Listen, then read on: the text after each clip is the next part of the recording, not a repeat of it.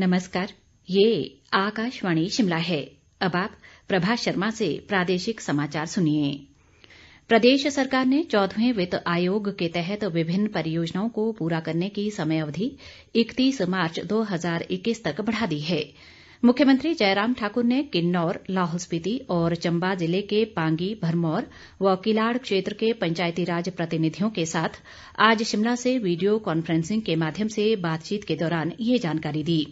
मुख्यमंत्री ने कहा कि पंचायती राज संस्थानों के प्रतिनिधि ग्रामीण क्षेत्रों के विकास और कोविड-19 महामारी से बचाव में महत्वपूर्ण भूमिका निभा रहे हैं।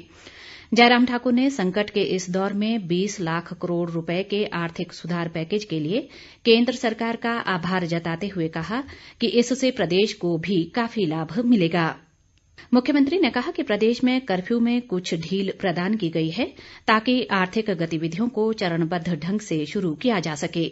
जयराम ठाकुर ने ये भी कहा कि प्रदेश सरकार शिमला स्थित जनजातीय भवन को जल्द ही कार्यशील बनाएगी ताकि इलाज व अन्य किसी आपात स्थिति में जनजातीय क्षेत्रों के लोगों को आवास और भोजन की सुविधा मिल सके।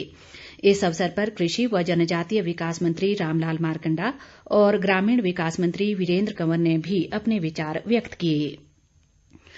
राज्यपाल बंडारू दत्तात्रेय ने कहा है कि कोरोना के इस संकट काल में एनसीसी कैडेट्स सेवा और साहस से कोरोना योद्धाओं के साथ कंधे से कंधा मिलाकर अपनी सेवाएं दे रहे हैं। आज शिमला स्थित राजभवन में सराहनीय सेवाओं के लिए एनसीसी कैडेट्स को सम्मानित करते हुए उन्होंने कहा कि इससे कैडेट्स में अनुशासन, देश सेवा और कर्तव्य परायणता की भावना सुदृढ़ होती है। बंडारू दत्तात्रेय ने कहा कि कोरोना की इस लड़ाई में एनसीसी से जुड़ी लड़कियां व महिला अधिकारी भी बेहतरीन सेवाएं दे रही हैं। उन्होंने कहा कि ग्रामीण क्षेत्रों में महिलाओं को इस संबंध में जागरूकता के प्रसार में आगे आना चाहिए ताकि इन क्षेत्रों में स्वास्थ्य व स्वच्छता के प्रति लोगों में जागरूकता बढ़ सके। प्रदेश में कोरोना संक्रमित लोगों की संख्या में पिछले कुछ दिनों से बढ़ोतरी लगातार जारी है। हमीरपुर जिले से आज कोरोना के 4 जबकि ऊना से एक नया मामला सामने आया है।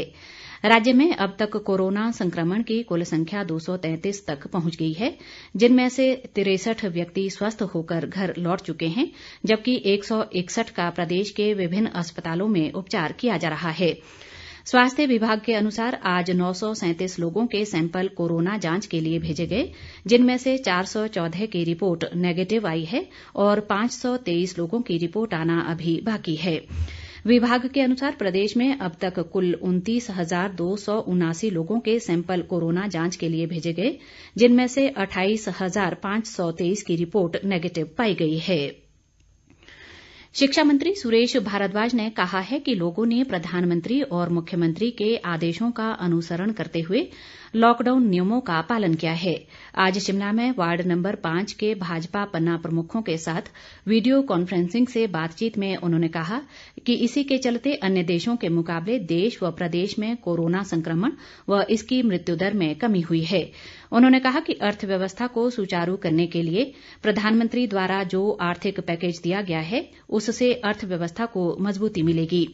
सुरेश भारद्वाज ने कार्यकर्ताओं से आह्वान किया कि वे अधिक से अधिक लोगों को आरोग्य सेतु ऐप डाउनलोड करने और कोरोना संक्रमण से बचने के लिए बताए गए एहतियाती कदमों के बारे में जागरूक करें। उन्होंने संकट की इस घड़ी में पार्टी कार्यकर्ताओं से जनहित में कार्य करने का आग्रह भी किया। उद्योग मंत्री बिक्रम ठाकुर ने कहा है कि स्वां नदी पर बनने वाले अंतर्राज्यीय पुल के निर्माण पर 61 करोड़ 29 लाख रुपए खर्च होंगे। उन्होंने कहा कि इस पुल के बनने से ऊना और कांगड़ा जिलों सहित पंजाब के कई गांवों को सीधा लाभ मिलेगा। बिक्रम ठाकुर ने कहा कि इस पुल के बनने के बाद जहां लोगों को बरसात के दिनों में स्वां खड्ड की आवाजाही बंद होने से निजात मिलेगी, वहीं पर्यटन क्षेत्र को भी बढ़ावा मिलेगा। उल्लेखनीय है कि केंद्रीय मार्ग निधि के तहत बनने वाले इस पुल को सड़क परिवहन व राजमार्ग मंत्रालय द्वारा स्वीकृति दी गई है, जिसका 45% कार्य लोक निर्माण विभाग द्वारा पूरा कर लिया गया है। नाबार्ड के शिमला स्थित क्षेत्रीय कार्यालय ने हिमाचल प्रदेश राज्य सहकारी बैंक शिमला, कांगड़ा केंद्रीय सहकारी बैंक धर्मशाला और जोगिंद्रा केंद्रीय सहकारी बैंक सोलन को विशेष तरलता सुविधा के रूप में 350 करोड़ रुपए जारी किए हैं। नाबार्ड के मुख्य महाप्रबंधक निलय कपूर ने बताया कि कोविड-19 महामारी के दौरान ग्रामीण क्षेत्रों में ऋण परिचालन सुनिश्चित करने के उद्देश्य से बैंकों को ये धनराशि आवंटित की गई है। इसके साथ ही ये समाचार बुलेटिन समाप्त हुआ। नमस्कार।